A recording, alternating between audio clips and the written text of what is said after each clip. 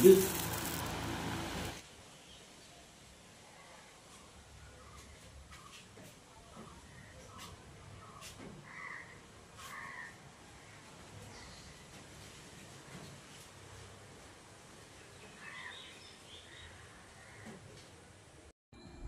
Morning বন্ধুরা।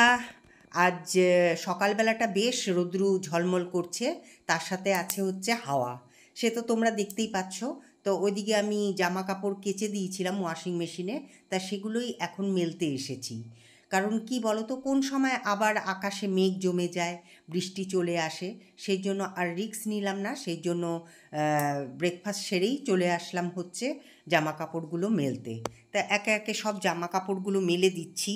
কিন্তু কি বলো তো, আমার এখানে কিছুক্ষণের জন্যই রোদ থাকে, তারপরেই মানে বেলাটা যত বাড়তে থাকে তত রোদটাও কমতে থাকে, সেই জন্যই তাড়াতাড়ি করে এইগুলো মেলে দেওয়া।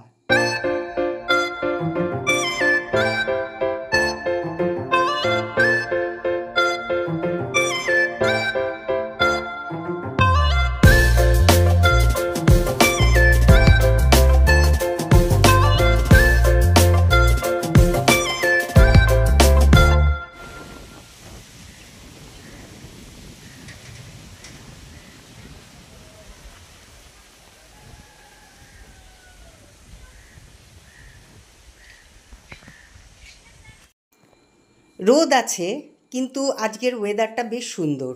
রোদের সাথে সাথে হাওয়াটাও আছে, যার জন্য অতটা গরম অনুভব করছি না। আর আকাশটা দেখো কি অপূর্ব লাগছে, তাই না? খুব সুন্দর কিন্তু এই দৃশ্যটা। এখন ঘড়িতে বাজে 12টা, শুনতেই পাচ্ছ যে চলে আসছে ট্রেন কাঞ্চনকন্যা।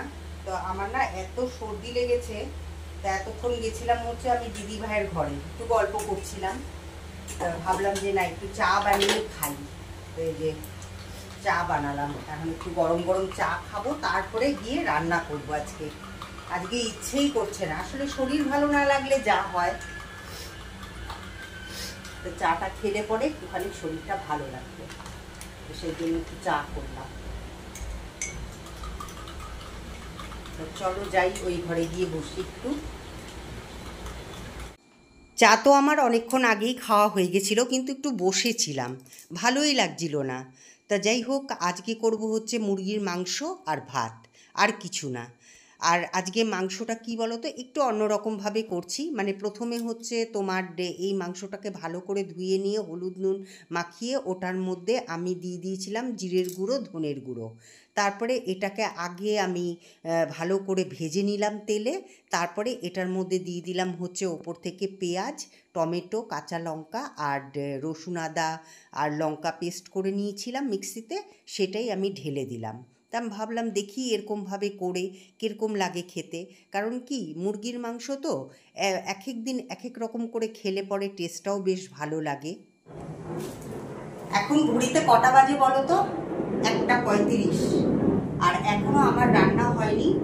শঙ্কর গেছে স্নানে। তা শঙ্করকে আমি বললাম যে একটু আজকে পুজোটা দিয়ে দিতে, কারণ তোমাদের তো আমি তখন মনে হয় বলেইছিলাম যে আজকে ললিতা আসেনি কাজে, আজকে আসবে, বিকেলবেলা আসবে। তো বাসি ঘরটা তো ঝেড়ে ফেলতে হবে আজকে। আর কি বলে জানি, ঘর মুছবো না। তা ভাবলাম যে এই যে লঙ্কাগুলোর এই বোটাগুলো ছাড়িয়ে রাখি, না হলে পরে না নষ্ট হয়ে যায়। আর এরকম করে রাখলে পরে অনেকটা দিন থাকে, যার জন্য এই বোটাগুলো সব ছাড়িয়ে রাখছি।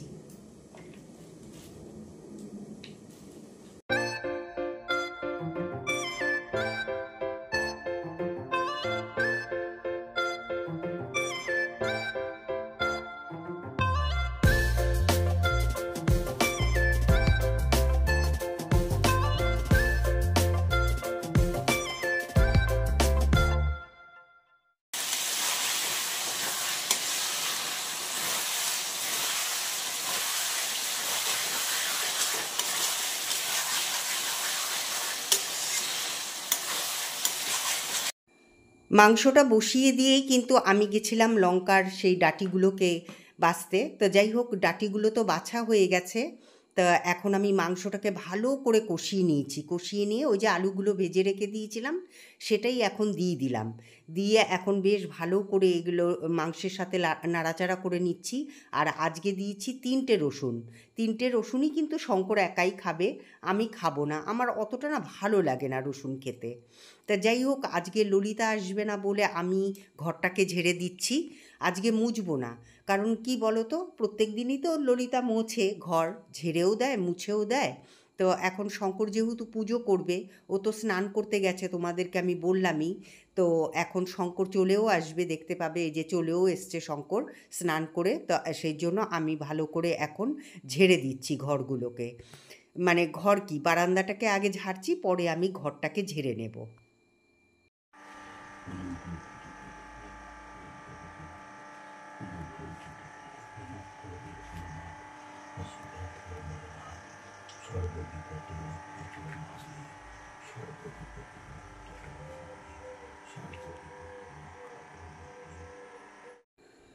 আমার স্নানও হয়ে গেছে, আর ওদিকে তো শঙ্কর পুজো করেই নিল।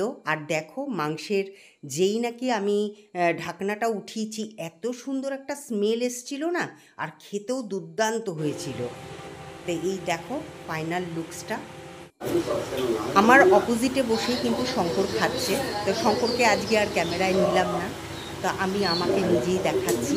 তা খেতে বসে গেছি, কারণ মুরগির মাংসটা হয়েছিল, আমি নিজে রান্না করেছি, আমি নিজেই তোমাদের কাছে প্রশংসা করছি, না হলে পরে তোমরা কী করে জানবে যে আমার মাংসের টেস্টটা কীরকম হয়েছিল। এইভাবে করলে কিন্তু বেশ টেস্টি হয় কিন্তু মাংসটা, দেখলাম যায়। এরপরের থেকে ভাবছি যে এরকমভাবেই মাংসটাকে বানাবো, ঠিক আছে? তা চলো তাড়াতাড়ি করে খেয়ে নিই, তারপরে আবার দেখা হচ্ছে তোমাদের সাথে।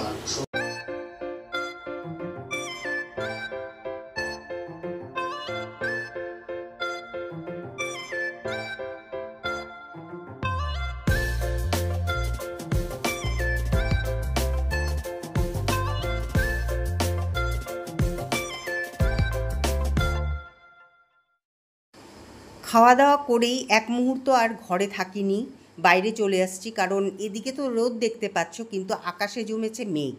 তা সেই জন্য ভাবলাম যে জামা কাপড়গুলো একটু উল্টে পাল্টে দিই, যাতে এগুলো যেগুলো যতটুকুন মানে ভেজা আছে যাতে শুকিয়ে যায়।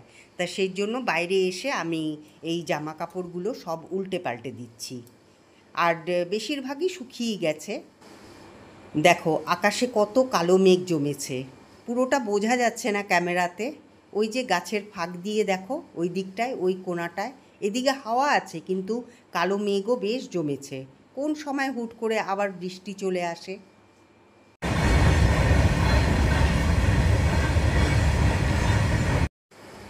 কালকে আমার এত মানে সর্দি লেগেছিল, তারপরে তো রাত্রেবেলা প্রচুর জ্বর এসছিল, যার জন্য কি বলো তো ব্লগিংটা আর কন্টিনিউ করতে পারিনি।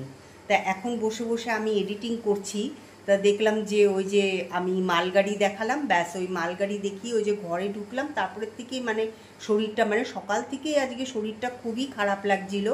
তো যাই হোক, এখনও শরীরটা আমার ভালো না, আজকে আমি কোনো ব্লগিংই করিনি। তো যাই হোক, এখন বসে বসে এডিটিং করতে করতে ভাবলাম যে না, তোমাদের কাছে না আমার মানে আমি যদি অসুস্থ হই আমার সেটা জানাতে ভালো লাগে না। আমি চাই তোমাদের কাছে সব সময় অ্যাক্টিভ হয়ে থাকবো, যাতে তোমরা দেখে তোমরাও একটু এনার্জি পাও। তা সব সময় যদি আমি অসুস্থ অসুস্থ এরকম বলি, সেটা তোমাদেরও ভালো লাগবে না, আর আমারও ঠিক ভালো লাগে না।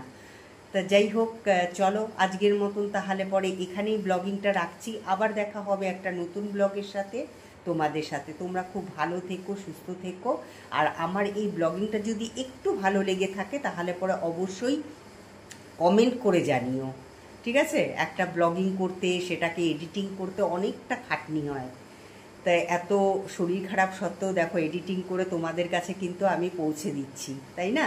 তা তোমরা প্লিজ একটু লাইক করে দিও, শেয়ার করে দিও, আর পারলে একটা কমেন্ট করে দিও, ঠিক আছে? চলো সাবস্ক্রাইব করে পাশে থেকো, টাটা।